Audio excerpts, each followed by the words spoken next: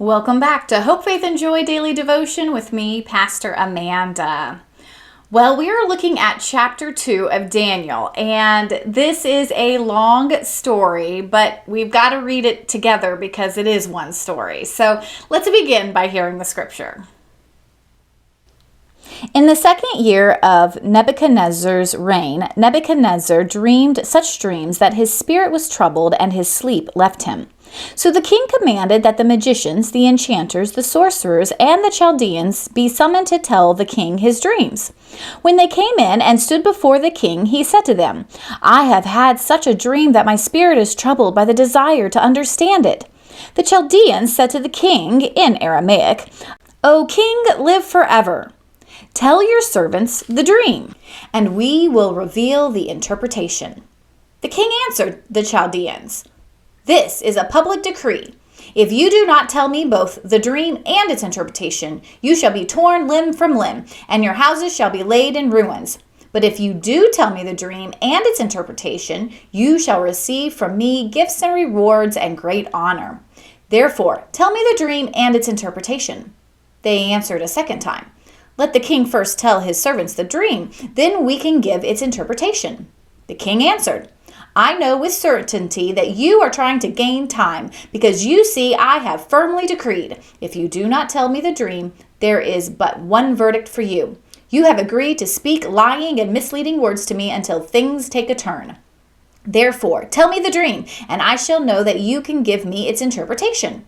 The Chaldeans answered the king, "There is no one on earth who can reveal what the king demands. In fact, no king, however great and powerful, has ever asked such a thing of any magician or enchanter or Chaldean.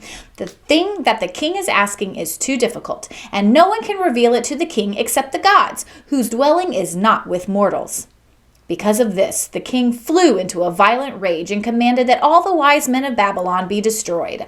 The decree was issued, and the wise men were about to be executed, and they looked for Daniel and his companions to execute them. Then Daniel responded with prudence and discretion to Arioch, the king's chief executioner, who had gone out to execute the wise men of Babylon. He asked Arioch, the royal official, "Why is the decree of the king so urgent?" Arioch then explained the matter to Daniel. So Daniel went in and requested that the king give him time, and he would tell the king the interpretation. Then Daniel went to his home and informed his companions, Hananiah, Mishael, and Azariah, and told them to seek mercy from God of heaven concerning this mystery, so that Daniel and his companions with the rest of the wise men of Babylon might not perish. Then the mystery was revealed to Daniel in a vision of the night, and Daniel blessed the God of heaven. Daniel said, "Blessed be the name of God from age to age, for wisdom and power are his. He changes times and seasons, deposes kings and sets up kings. He gives wisdom to the wise and knowledge to those who have understanding. He reveals deep and hidden things. He knows what is in the darkness, and light dwells with him. To you, O God of my ancestors, I give thanks and praise, for you have given me wisdom and power, and you now reveal to me that we asked of you, and you have revealed to us what the king ordered." Therefore Daniel went to Arioch with the king and appointed to destroy the wise men of Babylon, and said to him, "Do not destroy the wise men of Babylon. Bring me in before the king, and I will give the king the interpretation." Then Arioch quickly brought Daniel before the king and said to him, "I have found among the exiles from Judah a man who can tell the king the interpretation." The king said to Daniel, whose name was Belteshazzar, "Are you able to tell me the dream that I have seen and its interpretation?" Daniel answered the king, "No wise men, enchanters, magicians, or diviners can show to the king the mystery that the king is asking. But there is a God in heaven who reveals mysteries, and he has disclosed to King Nebuchadnezzar that what will happen at the end of days. Your dream and the vision of your head as you lay in bed were these. To you, O king, as you lay in bed came thoughts of what would be hereafter, and the revealer of mysteries disclosed to you what is to be.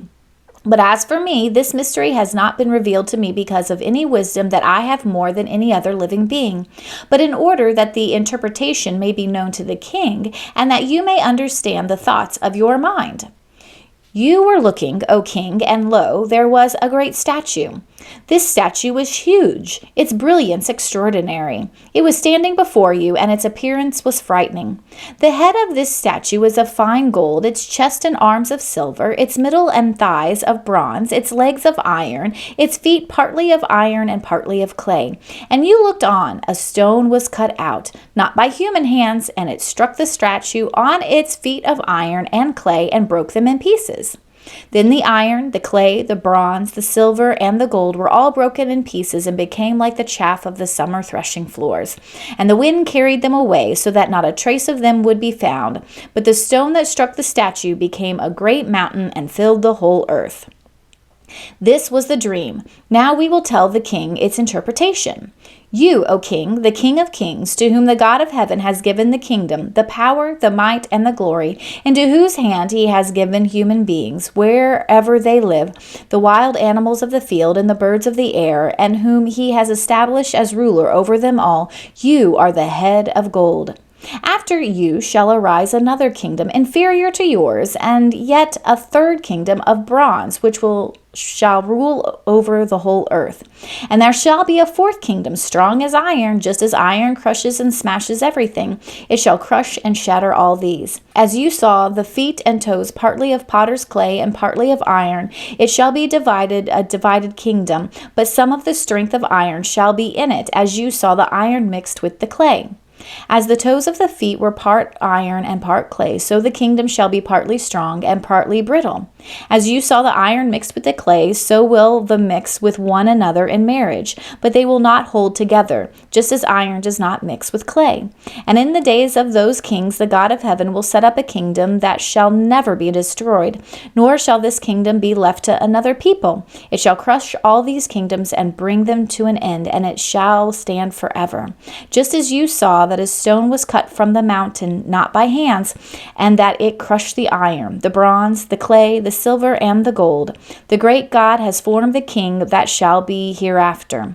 The dream is certain, and its interpretation trustworthy. Then King Nebuchadnezzar fell on his face, worshipped Daniel, and commanded that a grain offering and incense be offered to him.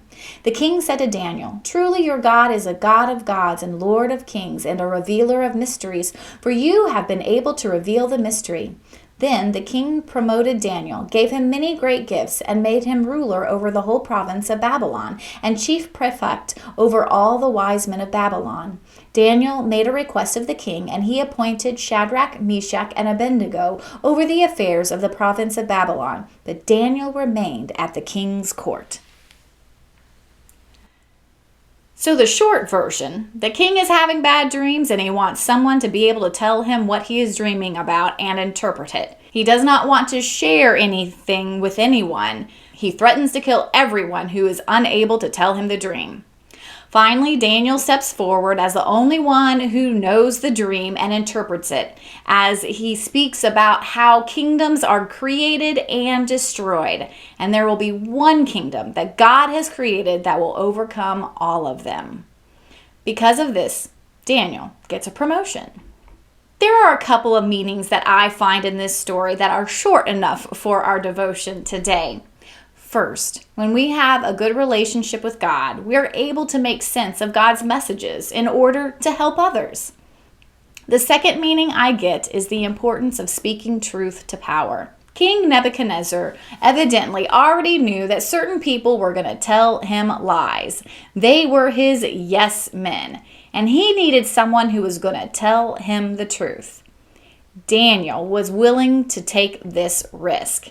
Even though he was able to interpret the truth, his life was in Nebuchadnezzar's hand if he didn't like what he heard. But luckily for Daniel, King Nebuchadnezzar believed the truth and was impressed by it, and so he lifted Daniel up and his friends. This shows that people who speak up for God can make a difference, even in really difficult situations.